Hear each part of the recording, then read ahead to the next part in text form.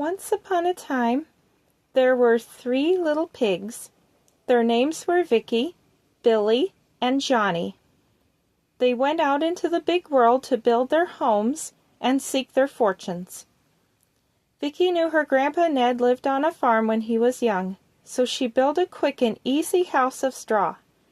And then she went inside her straw house to have a cup of tea.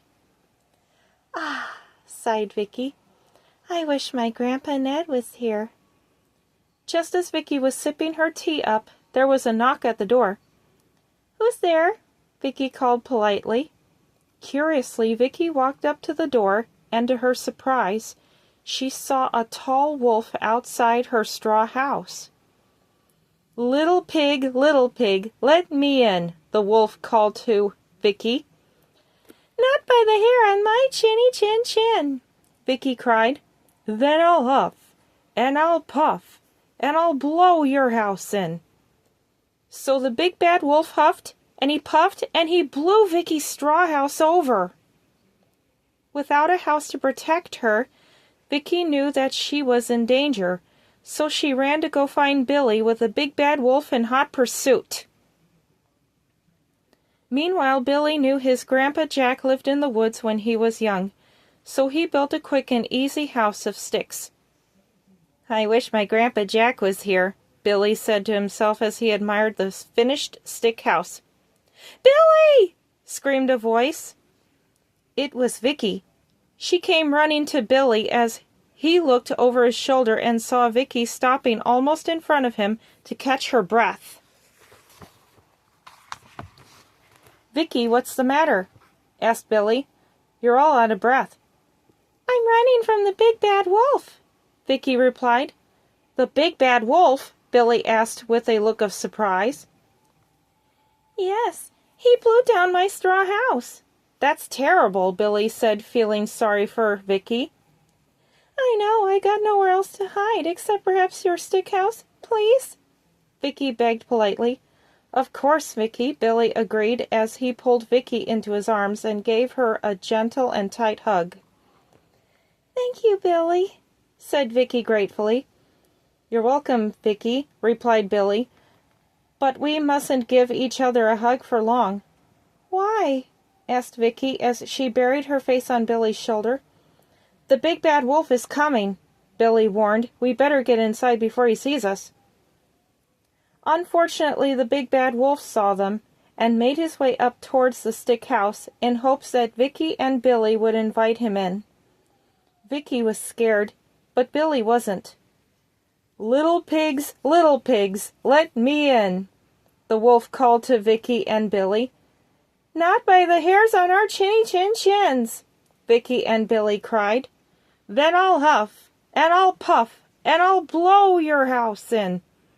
So the big bad wolf huffed, and he puffed, and he blew Billy's house of sticks over. Without a house to protect them, Vicki and Billy ran from the big bad wolf to find Johnny. Meanwhile, Johnny was busily building a house out of bricks. He knew that a brick house would protect him from the big bad wolf. "I wish my Grandpa Charlie was here," Johnny said as he admired the new-built brick house. "Johnny!" screamed voices from behind him. It was Vicki and Billy.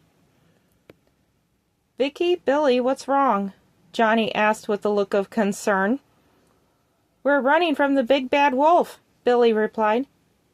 "Yeah, he blew our houses of straw and sticks over like dominoes," agreed Vicki. "Don't worry, he won't be able to get us in here," Johnny reassured them. Sure enough, as Johnny led Vicki and Billy inside the brick house, he looked over his shoulder to see if the big bad wolf was coming, and he was. Vicki and Billy took deep breaths and felt their hearts beating rapidly from all that running from the big bad wolf, and Johnny bravely closed the door and bolted it. Soon the big bad wolf came to the door and knocked. Little pigs, let me in," the wolf called to Vicki, Billy, and Johnny. Not by the hairs on our chins, Vicki, Billy, and Johnny cried. Then I'll huff, and I'll puff, and I'll blow your house in. So the big bad wolf huffed, and he puffed, and he blew as hard as he could, but no matter how hard the big bad wolf blew, the brick house stood as still as stone, and could not be blown down like straw and sticks. Mr. Wolf, Johnny said proudly, you're not going to gobble us up today. Gobble you up? I don't want to eat you, replied the big bad wolf. I only came here because I need a new house to live in. The wolf explained to Vicki, Billy, and Johnny that he made himself a house out of candle wax, and then on a hot, sunny day, the house of candle wax wasn't strong enough for him to live in, and it melted like a snowman in the summer. Vicki, Billy, and Johnny felt sorry for the wolf. You're not so bad after all, Vicki said, trying to fight back tears and smile at the same time. Although you could have just come and asked nicely to come in, instead of all that huffing and puffing business.